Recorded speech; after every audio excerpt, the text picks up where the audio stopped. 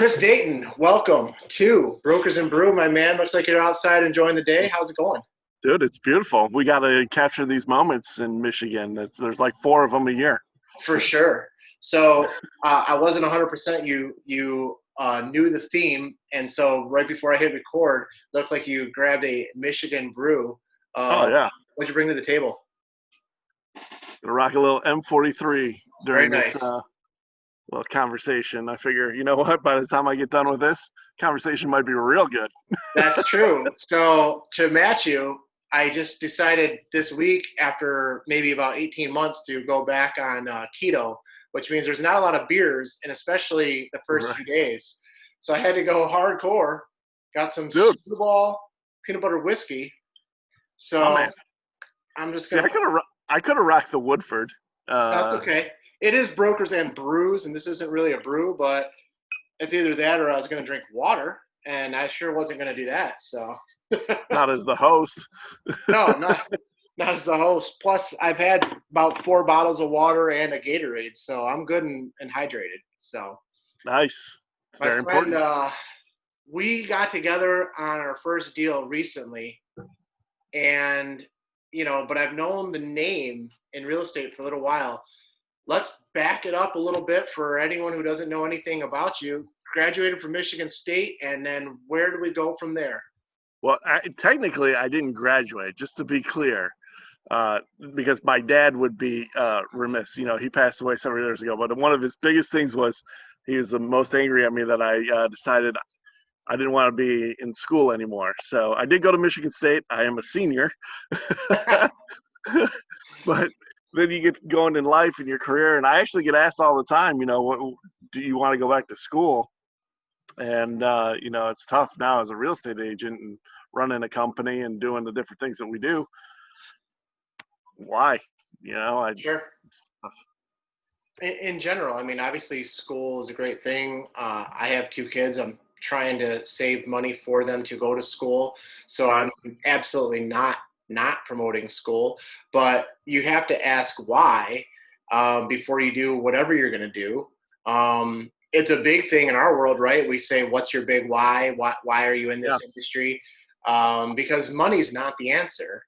And really, it should be the same answer for anything you're choosing to do, whether it's go to an educational system, go to a vocational school, learning something, whatever it is that you want to do, why. And if you have a good Sure. why, then go do it, That's one of those things where school is awesome. I have a sibling, Sarah, my sister Sarah, who's a doctor.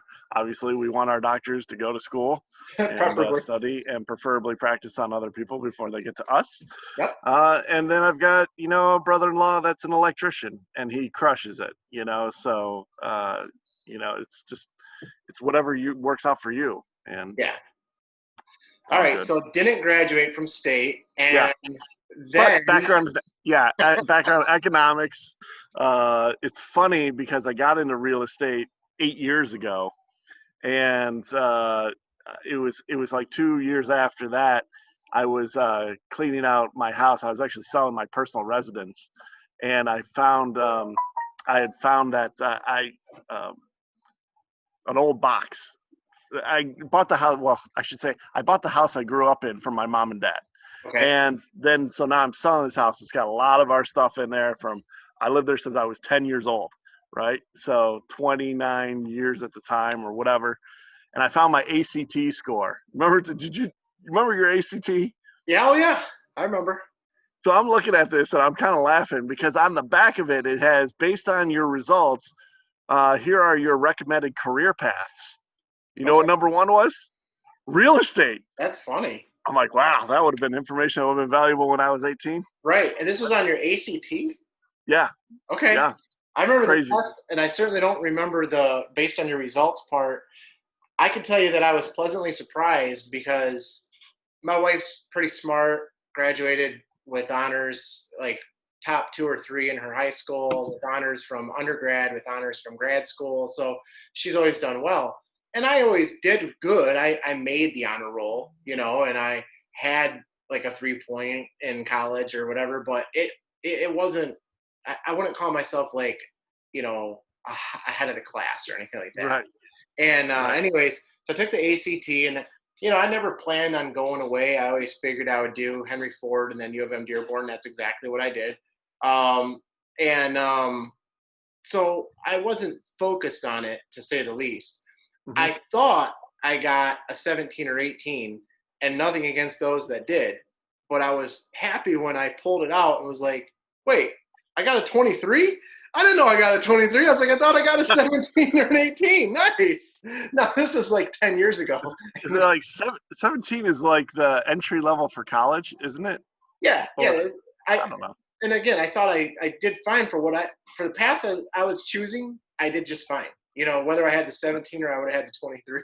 You know, and I think I took it a second time and I saw that was a 25. So I was really happy because I thought it was lower, but ultimately it meant nothing because I got into the schools and clearly didn't That's need. all that matters. Yeah. So, anyways, so economics, ACT, should have gone real estate. Didn't do that initially. Right. So, what led you into real estate? And then obviously you started forming a team and growing that out. And that's something that I haven't really talked to anybody about. So I'm really intrigued by a little bit more of that. Yeah. The interesting part about how I got started in real estate, I used to work for a printing company, a local printing company, and did that for it was 5 years. And I worked in the division where our job was to print and mail out debt collection letters, Nice. which, wow, you talk about like somewhat depressing. Yeah. I was always like, is my name in here? Can we like take that out? But it's not. It's just we're the printer, and so I did that. It was a family-owned business, and had a good friend, that worked side by side with. He ended up quitting. He was like, I can't do this anymore. I'm out. And as the story goes, he had an exit interview with the son of the owner who was taking over at that time. So family owned business. And basically, I hired him back and gave him a big raise and made him my boss. And so I was like, what, Yeah. what just Yeah. happened here? And it is what it is. It didn't end up working out. He ended up letting me go, and I was going to do a print job for our church, and I was working with a guy that I go to church with. I think you know him, Lloyd Odell. Yeah. So Lloyd says to me, I call him up. I go, hey man, bad news. I cannot do that print job for you. Long story short, I don't work there anymore. And he's like, well, what are you going to do? I'm like, I don't know. All options are on the table. He's like, well, let's get together and talk about real estate because I think you'd be pretty good at it. I was like, sure. So I took a month, kind of just gather my life, because I'm in my mid 30s at that point. You're unemployed. You kind of Mhm. just don't know what you want to do. It Yeah. was a struggle. And met with Lloyd. He was at Keller Williams Plymouth at the time as the OP. For those of you guys who know what OP is. But he brought me in. I went and got my test done, did the class, did the test. It was last month, was my 8 year anniversary, May. Congratulations. So yeah, I made it so far. And, but yeah, so I got started in real estate. I was rookie of the year at the Keller Williams Plymouth there, which is kind of cool. I don't know if that's a really high bar, but uh, I mean, unless you were in a two-person operation, and then having anything is, I think, great.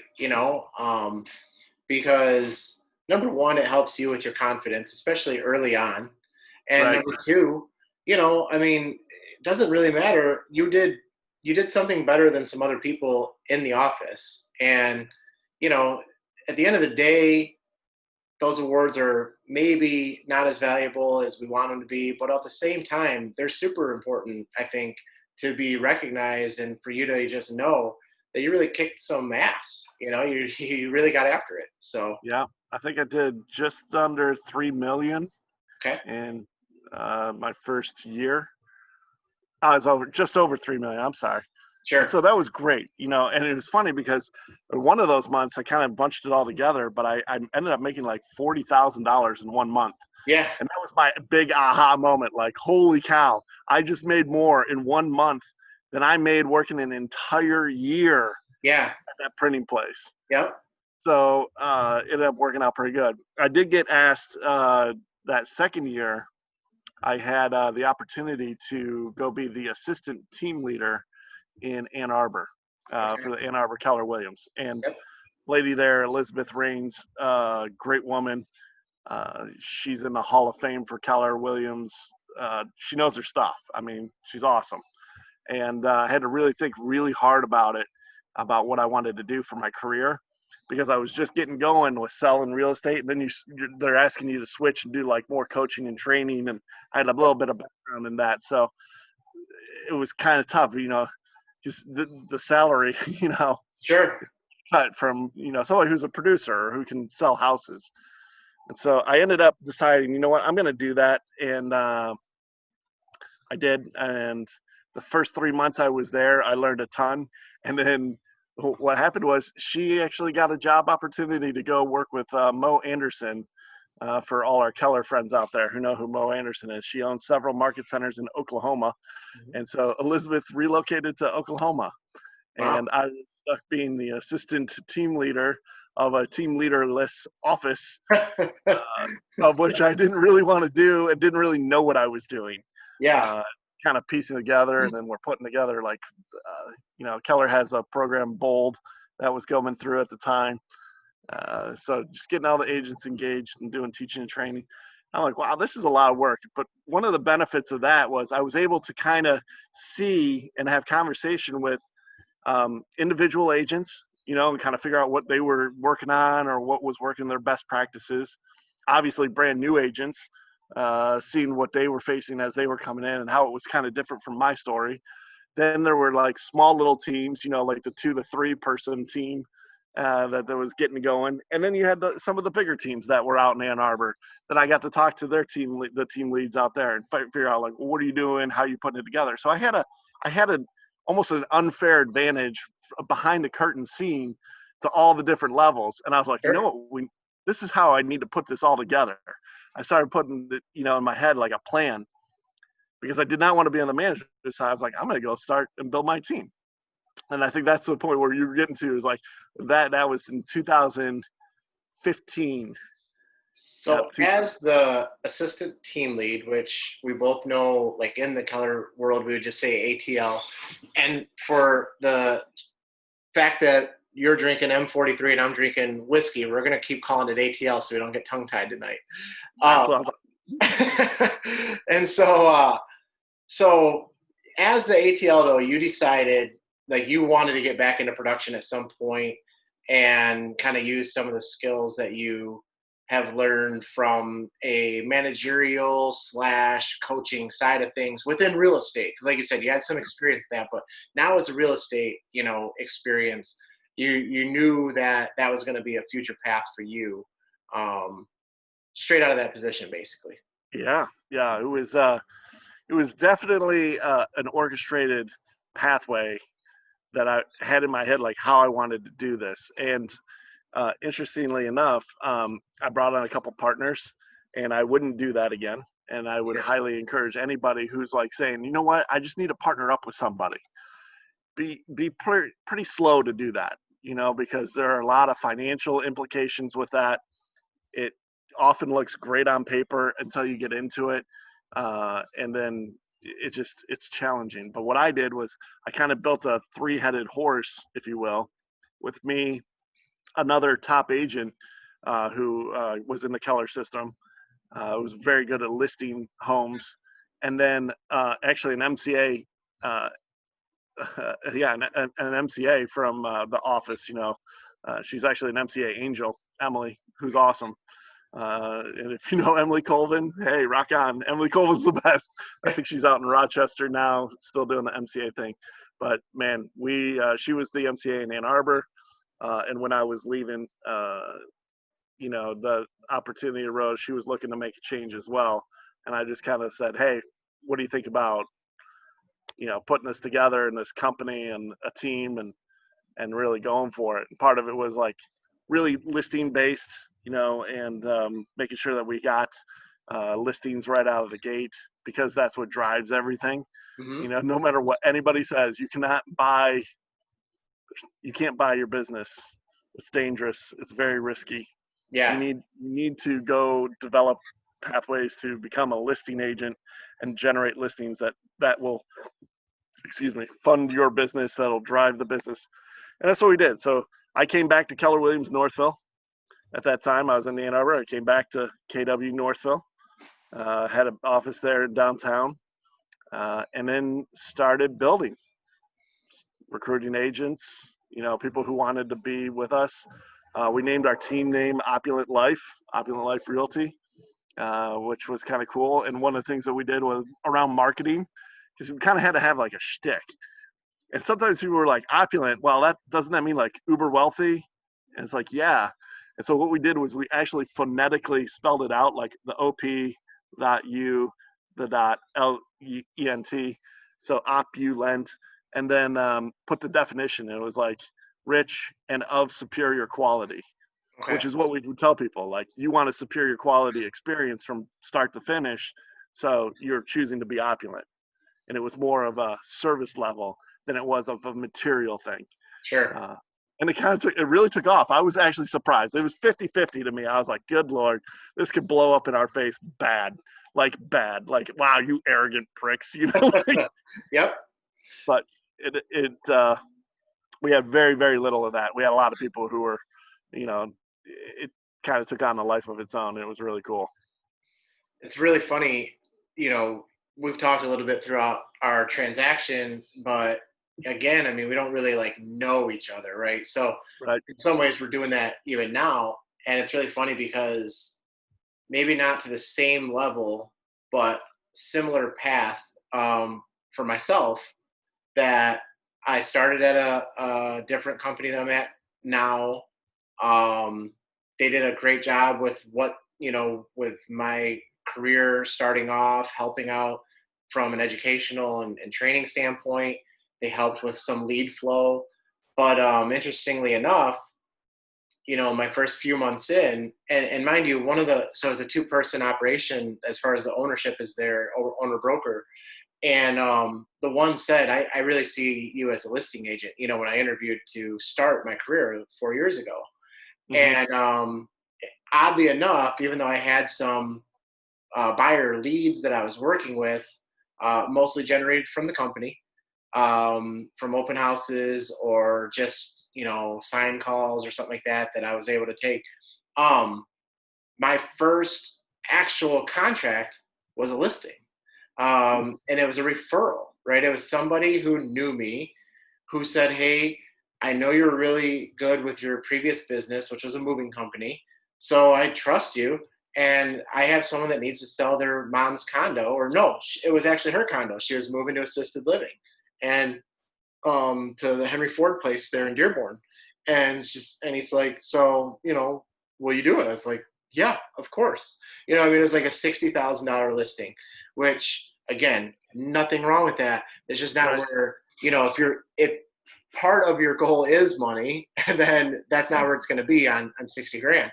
And so anyways, and when that happened, I mean, there were some people in that particular office at that time, they said, like, how'd you get a listing? Like, I've been here, I've been doing this for a year, 2 years. I've been part-time for X amount of years, and I've never listed a home. I've only had one listing. You're really new. How'd you get a listing?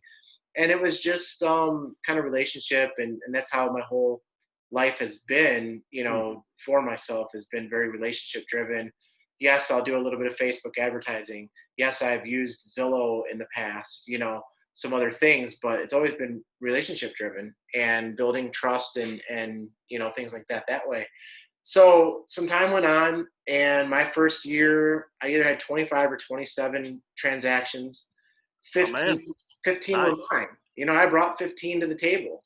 The others were, again, generated through the company in some manner, whether it was, I took your your listing and you didn't want to go show the house to a person calling in, so you asked me, or you put it into the lead system and I took it, something like that. Open houses, various, things along those lines is how the lead flow came in. And anyhow, a couple years go by, and I was really competitive with somebody there, and she's a great agent, still is a great agent. And I said, have you ever thought about maybe partnering up? And would you partner up with me? And now, mind you, she's got an extra year on me, and I'm a year into it. So it's not like I'm, the seasoned, vet. And even having a great first year, I think I had over 5 million in sales. And like I said, 25, 27 transactions, one of those two numbers. And even with that, though, I mean, it was like, who are you, though? I mean, it could be just like sports, a great rookie year and a sophomore slump. Who knows? So I wasn't sure. And she's like, yeah, actually, you've been doing so well. I was afraid to approach you, And so we worked it out and all those things. And I never thought that I would have decided to go down a different path. I never thought that I would want Right. to do something different from my partner because we were so in line with everything. And so as some time went on and I felt like it made sense to make a change out of the brokerage, she didn't feel that way. And I think, in the end of the day, it was fine for everybody. But I know that at that time there were definitely misunderstandings. That's hard. Maybe Real hard. maybe people felt there were lies or deceit. I don't know. And looking back on it, I could maybe make some similar arguments. Like, well, wait, this happened as soon as I left. You telling me you didn't have that in the works? And she would look at it and say, well, you decided to make this change.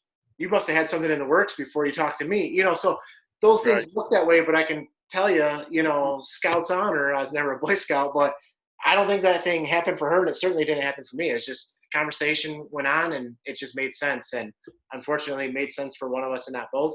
And we're both doing just fine now, So, but Yep. like you said about partnerships, just pump the brakes. Seems like a good idea, Yeah, but needs a lot of thought. yeah. For us, fortunately, there was a little financial implication near the end, but nothing major. Um, Ah, but I definitely could see where it could have been really bad news. Almost like a divorce from someone who maybe, the one person worked, and the other person took care of the family. And then at the divorce, it's like, well, this person needs money and you always provide it. I could see where that could be. It wasn't that way for us, fortunately. And we're talking maybe a couple $1,000s had to be sorted out, which was no big deal. And I was not that lucky. so kind of funny that we had a similar starting path, and we both were at Keller for a while, although we didn't cross paths there. I think you Yep. decided to go over to EXP, which is where you are now, right? Yeah. So basically, what happened is after we had to dissolve the partnership and everything, um, I made a couple of just business mistakes. Almost ego driven. I hate saying that, but the reality is it's not so much like, wow, your ego's out of control. It was more like I think I could keep doing what I'm doing, but I lost a great person. Like when we split, the reason we got together in the first place was because, in this case, she was really, really good, and she's a really great agent, and I feel like I'm a pretty good agent. And so when you look at the two of us together, it's what made it really go. And when you broke it apart, I had built it up to where, our first year we did 14 million together. And then the second year we did, I think it was 23 or 24 million, just shy of 24 million, Sure. I believe. And that's when we had our parting, was towards the end of that year. So, I mean, you look at that growth, like from 0 to 14 million to 24 million, Yeah. the next, if we could have held it together and worked out everything, we might have been looking at being, a 40 or $50 million team. Right. Uh, and it just didn't work out. And what happened was I kept the overhead, because as you grow, you have overhead. I had employees, I had staff, I had marketing things in place, but I didn't have the talent and the ability to execute on all of that stuff. And I Hmm. couldn't do it all by myself. And the ego is like, no, you can do it. You'll be fine. You'll bridge this gap. You're just hitting a bump. No big deal. You'll be fine. and we weren't fine. Yeah. And I slowly bled out because in my dissolution of that business, I was not only did I lose the production, but then on top of it, I was paying an override stipend for the better part of a year uh, to the partner, Yeah. which, you know, that's how partnerships work. We were an S corporation. We split up. I had to buy back the shares of stock, Yep. and that costs money, Yeah. when you do that. So I just looked at it and I was, and in that time period too, I had also gone through a personal divorce, which sucked. And I had lost everything. I lost my savings, my retirement, and it just kind of all perfect storm came together. And I was like, this is crazy. I need to do something different. And, EXP came along. I met a guy, Lou Ronayne, who I had a relationship with and I knew and had talked and masterminded with and just kept in touch. And just, he's a good dude. Ended up meeting with one of the board of directors of EXP, Gene Frederick, flew into town on a Sunday. And I kept him tied up for 8 hours where I asked question after question after question, like, what are you doing? How does this work? That seems like that can't be viable. Let me ask deeper questions. And I had to get all the answers for myself because at the time I had, I think 9 agents that were on a team. So moving the team is not easy, no Right. matter what. But literally, I was able to make that move and cut all of my overhead, all of it. And I could have probably done that at Keller too, but I had this huge office. I didn't need a huge office. I had all the crap that goes in an office. I had a conference room, for God's sakes. Yeah. Here's what I found out. Nobody comes to the office. Right. I was sitting there in this office. I'm doing work. I come there every day to go to work. And the only time people came to my office was if they wanted to have a meeting with me. And I would say, come to my office. Right. And I didn't need the pat on the back anymore, being like, yeah, you got a sweet office in downtown Northville. I would rather go on a cruise, quite frankly. Yep. Save the money. So it's funny because it kind of transitions right into possibly, a question / where we're at now, the very beginning of June. We're not through this, pandemic, but No. we're past certain parts and we don't know what the future beholds, but we know where we're at today. And where we are today is numbers are down, thank God. Thank God. Businesses are reopening, thank God. Thank And God. and similarly, we were allowed back to work almost a month ago. And some people probably had their worlds turned upside down in our business. So I can't speak for other businesses, and I know some friends that their world still is upside down because they're in the gym industry and they're in the salon spa industry, so they're still not open. But just focusing on what I know, it's funny because like I have an office to go to, but I haven't been in it because my 2 kids, that we You're see off around school. me, yeah, they're not in school, so Yeah. they're home, and I'm home, and um, I have this now as an office. I thought I was going to paint it. I still haven't done that. I thought I was going Oh, it to looks good. artwork. Still haven't done that. So all good. But I have an office, and so it's kind of funny because I think a lot of people didn't have that, right? And Yeah. so I think in some ways, in fact, there was a person who goes, if you want to talk more about how the virtual world could possibly help you out through times like this, give me a call. And he was, of course, an EXP agent. Of And course. and so, in some ways, you were probably more prepared just because of how, for those that don't know, there's not normally traditionally there's not an office space. There are some offices, right? Mark Z has an Yeah. office, some other people have some office, but traditionally there's not an office. It's virtual, work from home. You can get some space, and you can tell me more or tell me where I'm wrong. You can get some space if needed for meetings, things like that. And then you have virtual trainings, you have online trainings, you have Zoom trainings, all that type of stuff, but you don't go to a building. And part of the advantage there is everybody saves money from the top down, right? From you up, Yeah. them down, everyone's saving money. So you were probably a little bit more prepared to work from home than some people may have been. Yeah, because it's been 2.5 years now since I made that move, and it was different at first. And I will tell you, you have to be purposeful. And when you're running a team, you have to create that community. Because see, that's what my experience has been is that people want to have community, and Hmm. that's why they like going to the office. They like talking to the other agents. They like going to a team meeting. They like being able to see one another and kind of water cooler talk. Yep. Um, some people like having a space that they can dedicate and go make phone calls and not be bothered. That is true. Yeah.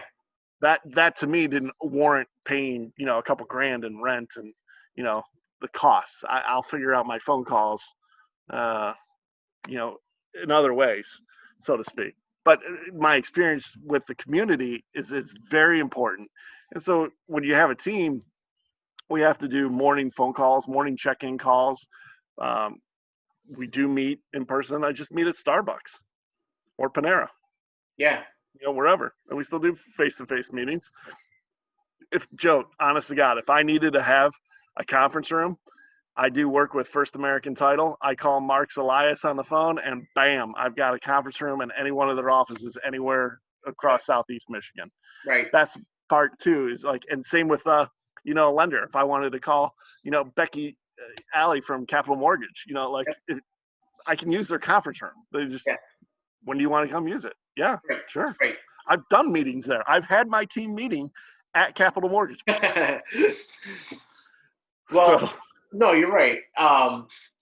There's not a need per se. There, like you said, there are some people. In fact, so I would say for myself, I liked having an office, but I shared it. I shared a one office unit, whatever you want to call it, with somebody, and that I liked that because prior to March, if I was thinking about summertime and kids maybe being home or home at different hours than normal, I did need a place to get away. I did need a place to, you know, go even, and I don't do outbound dials, but I talk to people, I call people, whatever. right, So you're on I the had phone. to, I needed a place to go do those things, and just do a call or two at home. But my kids were used to me being home a little bit, working from home, that type of thing. And so it wasn't a drastic transition for them. And at this point, now that everybody has either still working from home or they have worked from home now, everybody understands more about that parent child work balance. And, if I have to say, hang on for 1 second, just to address, really, even if it's just to address and say, hey, I'm on the phone, I'll talk to you in 5 minutes, something like that. Nobody cares, and I can tell my kids, I'm fortunate, they're at an age, they're 8 and almost 11. I can say, if I'm going to talk finances, I don't have time for your interruptions. This is a very important call. Somebody's going to talk about hundreds of thousands of dollars. So um, I'll open the door when you can come in, and they Yeah. understand that, and so it kind of works out. But it doesn't work for everybody, that's for sure. Well, the interesting part is it's a balance because yeah, you can work from home and you can have family life, and actually this career is great. I've had parents, moms that work on my team and have worked on my team that are able to handle their kids, both young and old. And so, you can that's what the best part about this career is you can have a family. Hmm.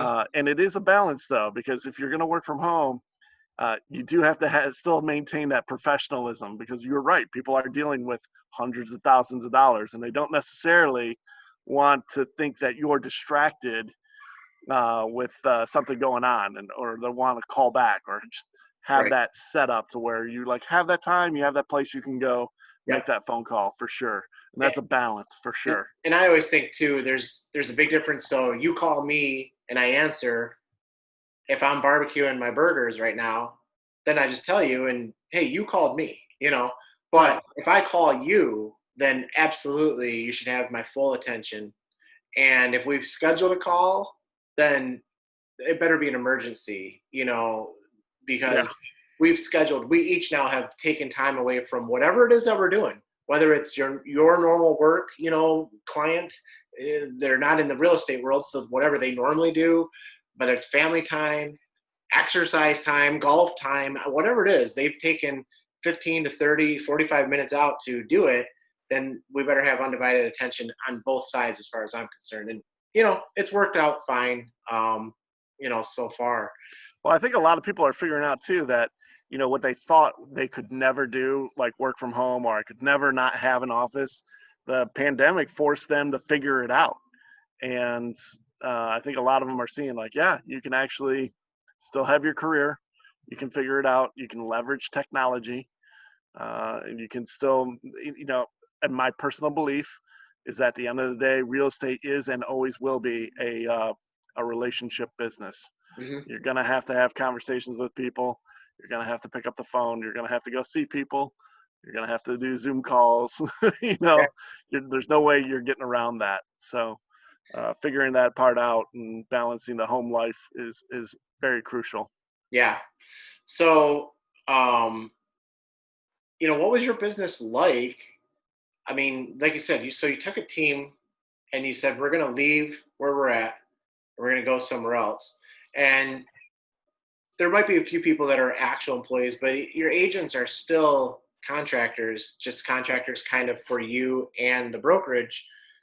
But it really works where they're really for the brokerage first and then for you. I mean, it's a weird way. It's hard to explain to anyone who's not in the industry, I think. But it's not like it's not like a normal, CompuWare is getting bought out and either you're getting acquired by the new company or you're getting fired. It's not that way. It's kind of like, hey, CompuWare is being bought out. I've decided I'm going to go work for XYZ company, but you can decide you want to come still work with XYZ company, you want to work at CompuWare, or do you want to get fired, So, did you lose anybody that way? Didn't. Yeah. No. Awesome. 100% of the people came with me. That's great. Which is not easy because anytime you leave a brokerage, and especially in this case, they want to keep everybody. They want to keep it. Wow, I got a lot going on this day. You hear all that? Yeah, it might be a birthday, right? Yeah, might be. We're wrapping up that time too. In fact, quick sidetrack. Just got Lyon Township Fire Department after June 8th will not be doing the fire department birthday thing anymore. So it was already scheduled. So if you already scheduled it, so we joked with a neighbor who's turning like 38. We're like, sorry, So you're not gonna get your drive by. But no, yeah. When I left, the broker KW, they want to retain the people, and so they call and they try to keep everybody. And I was fortunate enough that I think it's one of those things. You bring enough value, have enough relationships with people that they choose to come with you. And two, it was a better deal for the agents specifically. They end up with a half cap, they get stock options, it all worked out. So yeah. So then I'm guessing, and you tell me if I'm wrong, normally with a team, there's people that really focus on buying side buyers, and there's people that focus both on listing, side. And of course, there's a little overlap with friends and family normally, but for the most part, you're a buyer's agent or a listing agent, or something in between, where you have like kind of a role anyways. That's really where I'm going. So during this kind of downtime that we had, first of all, what was your downtime like? I mean, that's a pretty good sized team you have operating. So I've slowly, here's where I'm at today. Okay. I've dwindled down to where I only have 3 agents on my team now. Okay. And I have lead gen system. You and 2 more. Me and 3 more actually. Okay. So 4 of us all together. Yeah. But I slowly, I've helped people transition. Some people were in a place where, they would be better as a solo agent. And so, you help them get up and running as a solo agent. And, a lot of it, candidly speaking, is the fact that it takes a lot of time and energy to run a team. And you got to have the right people. And if you have the wrong people, it can drain you fast because you end up training. Maybe they're not getting it. Maybe you got to let them go. Things like that. So the people that I have now are all experienced agents that I spend more time working on deals than I do training them how to do real estate. And we Mhm. can actually focus on more our marketing and our branding, lead gen, and things like that. So I spent my downtime refining a lot of that and just lining up to make sure the rest of 2020 is as productive as possible. But a lot of it too is you get so busy handling a million different things that don't make you money. And this reset allows you to kind of take inventory of that because you get into patterns. You get up, get rolling. You have your morning, you have your routine, you do all the things that you do in a day. And I know you know this. Anybody who's watching this might not know this about real estate, but it's a lot of like go, go, go, go, go, and then wait for somebody else to do their job Mhm. and get back to you. Right? Yeah. And then when they get back to you, then it's go, go, go, go again, and then you're handing off the baton to someone else. Yep. Whether it's a mortgage broker, you're waiting for a pre-approval, you're waiting for an answer on an offer that you wrote. Maybe you're waiting for the photographer to get back to you to do listing photos. There's a million things that you could put into motion. And what I started finding myself doing is almost almost not wanting to get overwhelmed. It's kind of like the pandemic. Like, how we didn't want to overwhelm the healthcare system if too many people came in all at once. Right. I kind of had that business analogy part where I didn't want to do too much because I didn't want to get overwhelmed and then have poor service or drop the ball on anything. And so I didn't run at full capacity. And quite frankly, I never ran at full capacity. Sure. And I think last year I did like a little over 9 million. And I mean, this year we're off to a terrible start. I lost 7 pendings right out of the gate of the pandemic. So that was not very fun. We're rebounding and getting things back on track, but I mean, it's already June. Were We're you at the were you on start the of buy the side third or list quarter. side? What's that? Were you on the buy side or the list side of Uh, those? the 7. Let's see. 1, 2, 3. 3 were listings. 4 were buys. So I'm guessing employment had something to do with it, but Oh yeah, yep. That's exactly what happened. So the minute someone loses their job, then they can't qualify for the mortgage. It kills the deal. Well, the house they were buying, we had sold our own listing, and they were buying another home. yeah, That's I was like 4 of them right there. yeah. No, I've said in a couple different episodes. I mean, I had a cash buyer and a listing that brought a cash buyer. So Whew. um, two different cash people, and in I think it was like around March 20th, give or take a couple of days. That particular week, according to CNBC, worst week since 1931 in the stock market. Yeah, And, I mean, at one point, the Dow was at 28,000. And then at another point, we were at 18. 18,000. We didn't know where we were going. Yeah, Personally, I thought we were going to it was about, in a free fall. It was like yeah, every day was down 1,000 points or yeah. 1,300. You're Yep. like, oh my god. The first time you lose 1,000 points when you're at 28,000, it's not a huge deal because you look at it from a percentage standpoint. Right. When you're now down to 19,000, you lose another 1,000 points. Now basically the stock market literally shutting itself down to slow down and let people catch up from Yep. computers and stuff like that was crazy. It happened 3 times in one day. Was like unheard of. So you had people with cash who started saying like, I don't have the cash anymore, because in Right. I mean, traditionally we've basically taken, say, Edward Jones, statement and said, here's all the cash. We only need this much. Here's all the rest that they've got, and we're gonna take this much and take it out, and we're gonna come over here and close. Right. And I guess, I looked into it, and I mean, legally, they still were required to take that amount and put it over here to close. But they didn't, I mean, neither side did. Again, my actual client and then the person for my client. Neither one of those people did it, or at least they said they didn't, and they had records to show they didn't. Did they still have cash otherwise? Maybe, but one of the things I think both of us know is you can't really make somebody buy the house. So, you have to go to, in this case, I had to go to the listing agent and I had to go to the buyer's agent and then come back to my client, the seller, and say, we have to just decide what to do here because, the only other option is going to be court. And at that point, we might have to hold up the sale depending on what everyone kind of believes as far as the brokers.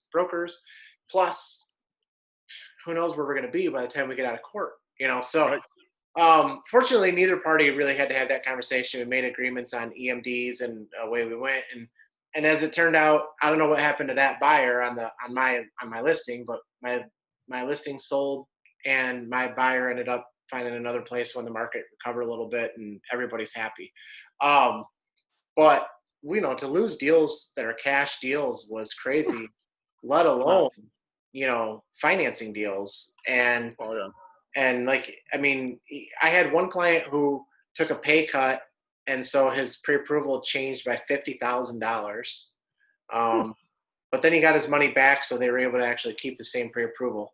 But at the initial time, we were looking right before the pandemic, and then we couldn't look because he just wasn't really in a position to buy virtually. And then we got back out there with a $50,000 less, opportunity, and that put us into the most competitive price points that we could have been in at the time. So, it kind of sucked, but I'll tell you. So May 7th, we were allowed to get back out there, get after it, and by May 10th, I was running harder than I've ever ran in my 4 years, and putting people, back into deals, contracts, whatever, that they were waiting or they had to wait because they couldn't get a contractor to fix something or whatever. And kind of like what you said about your 1 month. My June's going to be, practically what last year was for me. You know, It's uh, fantastic. my wife joked, if you could have a July like that, then we could, do some other things that we've talked about doing. I'm like, yeah, if I could have a July like that, Yeah, after the key is to string them together. You got to have multiple months. yeah, I'll have closings. I don't know that I'll have that many. June will be a record for me for sure, but it took a lot, and that's not something that everybody could do. But I was happy to run ragged because I knew what it was going to mean for my But clients and for myself. yeah, we came out of the pandemic. What is it? You said the 7th, and that was a Thursday, right? Yes. 8th was Friday, 9th, Saturday, 10th, Sunday, 11th. So May 11th, I listed 2 properties, one in Brighton and one in Westland with Livonia Schools. Between the 2 properties, I had 50 something showings. Yeah. I got 6 offers on the Westland one. I got 5 offers on the Brighton one. It Yeah. was crazy. And I was like, wow, I guess we're going. Yeah. You know. Yeah. No, so I had a seller who I met January or February, late January, early February. We talked about waiting till schools got out because she had a kid in middle school or starting middle school. I don't know. He's 11, so I'm not sure exactly what grade he's particularly in. Yeah, school got out in March. So she was ready. The only thing was she had a couple things she wanted to do around the house, to have a couple contractors over. Couldn't get any contractors out because they weren't supposed to be working. Right. And then she's like, even if I could, I'm not sure right now I'm ready for people to come through my house. Then we couldn't let people through the house, so we finally came to market, and May 17th, 18th. And normally I have everything done and it's all very well planned out, but she saw a couple of condos that she liked, so we had to go see those, and now we have to write a contingent offer, but we're not even listed. So I just, got staging, got photos, boom, boom, boom, faster than normal. And as soon as the photos came to me, I put them on the MLS, and I don't even think I had a description filled out by the time I listed it, so to speak. I'm standing in her house because she hadn't given me the uh, Disclosures. yeah, seller's Right. disclosures. Yeah, that's always the last part. You're always waiting on the client for the Yep. disclosures. So I'm standing in her house. She signs them. Take a picture of them. I say go live. Then I upload because that's the way our MLS works. You have to have it live before you can put those disclosures in. And I turn my computer and I say, hey, look, your house is listed. And I put my computer down and my phone rings and it's an agent and she says, hey, I have a client that just saw your listing on Lasser. When are you showing that home? How many offers do you have? Yeah. She goes, do you have any offers? She's like, I'm driving. I haven't seen it. I go, I just hit go. I'm like, your client must have gotten the alert, and it was like 1:30 or 2:30. And I said, starting at 4 o'clock, you can start seeing the house. What's your name? What's your agent ID? I'll put you in from 4 to 4:30. We had nonstop showings through Friday night and Saturday, 16 offers. Wow. Yeah. Wow. What was the price? What was the list price? 195. Boom. That's it. In Yeah. Southfield on Lasser. Beautiful home though. And I knew we would have some offers, but I never expected that kind of response, especially with no open houses, Right. no overlapping showings, and talking to some of the agents that showed the house that gave me offers. I actually showed it to a buyer. There weren't people overlapping, so everyone was doing their part, standing outside waiting. To end up with 16 offers in basically 32, 34 hours was crazy. And they were good offers. I mean, you always kind of feel bad. You feel bad for the buyer, but I Yeah. felt bad for the buyer and the agent because I'm like, damn, you sent me a great offer. I got to say no. And you're saying no. Yeah. So that's do you send a text? Because I personally, when I get in a multiple offer situation, I call back. I personally call back all of the agents Yeah. and just say, hey, here's the deal. They chose another offer. Yeah. Here's where your offer was. I try to give them as much feedback as I can so that they can go help their client. With 16 and with the fact that I think it was the same weekend I was showing your house or we had gotten your offer accepted, so we were doing an inspection. Oh yeah. Something didn't happen on her offer, so now I was back out to Macomb, which is where she's moving, so I could show another condo or two for her. Another buyer that I was showing. I mean, it was so much go go go that I did the email only. I called the second person basically and said, "Hey The man, runner up. yeah, you were right there, but we decided to go this route."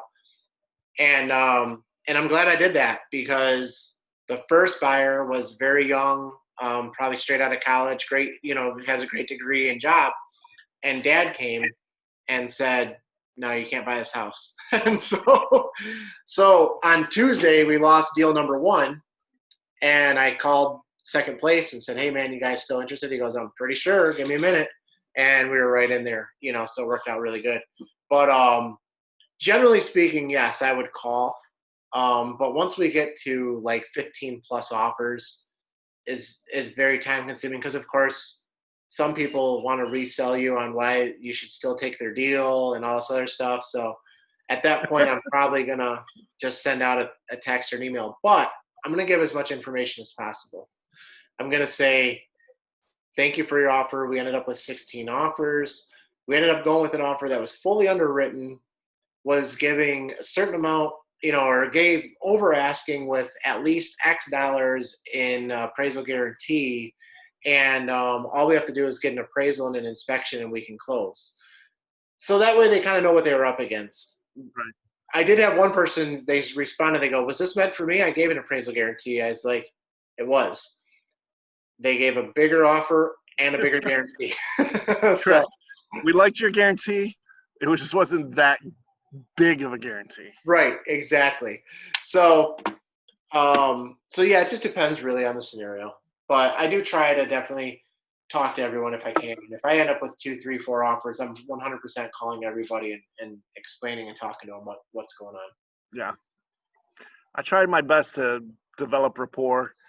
with the agents, because I've learned that long after the deal has been done and passed, the agents and we will still cross paths. Yep. So you don't want to be that. Everybody knows that agent or those agents that are just jerks that you see them come across and you're like, God, I just don't even want to deal with this. Yeah. And I never want anybody to feel that way about myself or anyone on my team, Yeah. actually. So it's really important.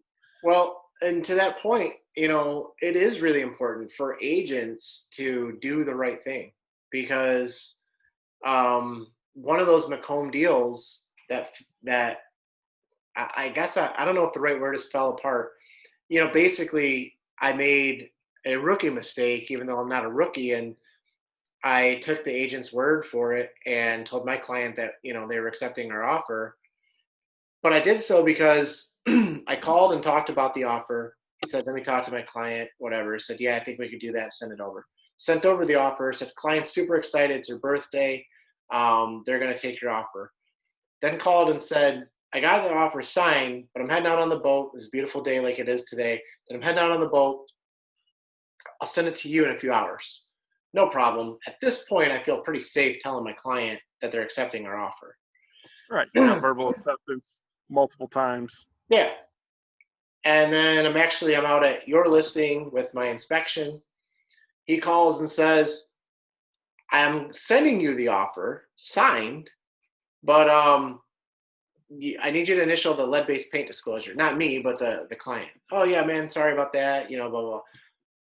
And it's about 6:00 in the evening. And then at 11:42 p.m., he texted me and said, we're going with another offer that came in. My hands are tied here. I really wanted to work with you. And I'm like, what are you talking about? I text back, seriously? And then I just text immediately back after that and said, what other offer, whatever. And he's like, you seemed like you knew what you were doing and you were on top of things. And I really wanted them to just work with you, but they're really scared of the contingency. We're contingent on our sale. And I said, yeah, cool. Like we don't have to be contingent. So, basically all he had to do was call me and say, hey, I got another offer. Communicate. Yeah. Can you waive your contingency?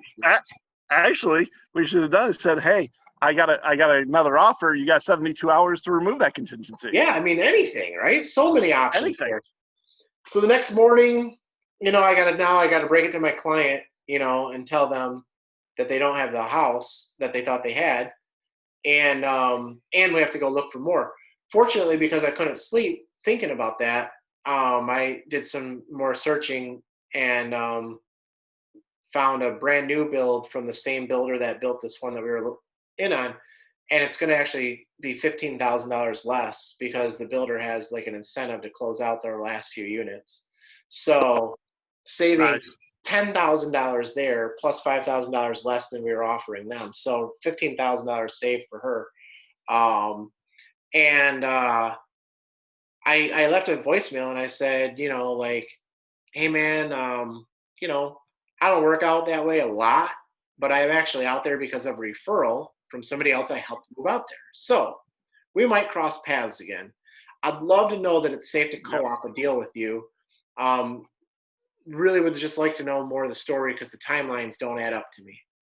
Give me a call if you get a chance. And that was last Sunday, like May 24th or something like that. So nothing, and you haven't heard? No. Wow. So that guy, I ever have to cross paths, I'll do it for my client, but I have to warn my client, hey, this guy's not on the up and up. He'll apparently say whatever he's got to say, do whatever he's got to do. If this is the one you want, let's do it. Or if this is the offer you want to take, let's take it. But I just know this guy's willing to screw you over. He's done it already to me before, and and I have no issues, telling him that or telling a client such a thing. And that hopefully weighs a lot because hopefully they understand that I deal with a lot of people. And if I've got this bad experience, then, it could get dicey, Yep. Your reputation does matter. Yeah. So, Chris, you're outside and it's a beautiful day and night in Metro Detroit. did you get a chance? You realigned your business. Did you get a chance to like enjoy any other downtime or any other outdoor activity or anything at all during? I'm looking forward. I'm actually planning on. I decided I'm going to go buy a set of golf clubs. Finally, I golf just badly, Yep. and that's what I'm going to do.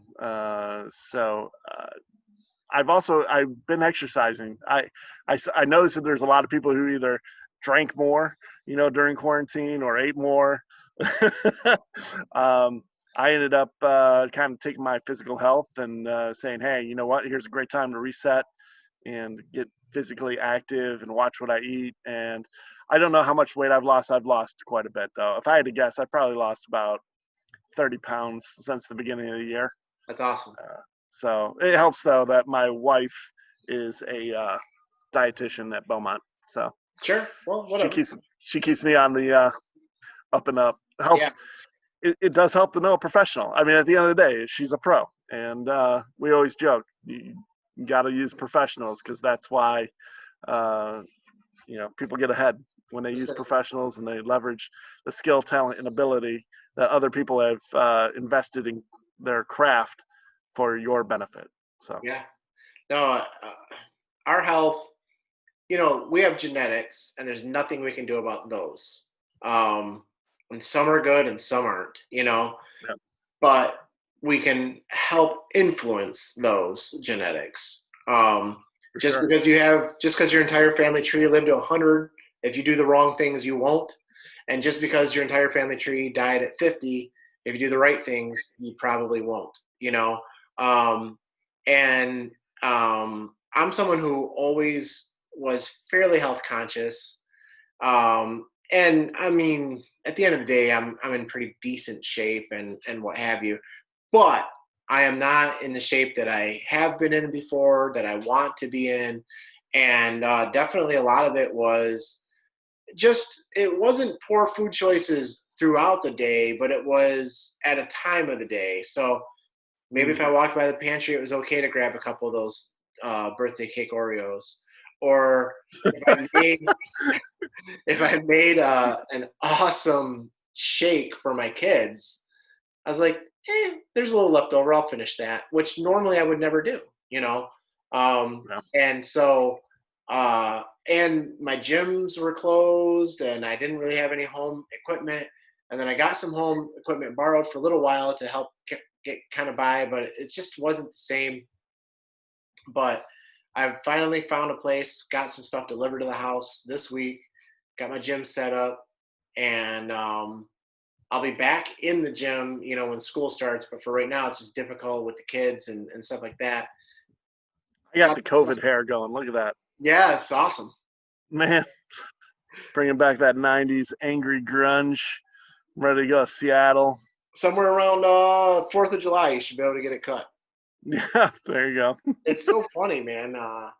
Like the way that this all has worked out, and whether you believe in it, you don't believe in it, whether you are on the governor's side or against the governor, it's been strange one way or the other, man. Even if you think everything Good. has been done properly, it's still been strange.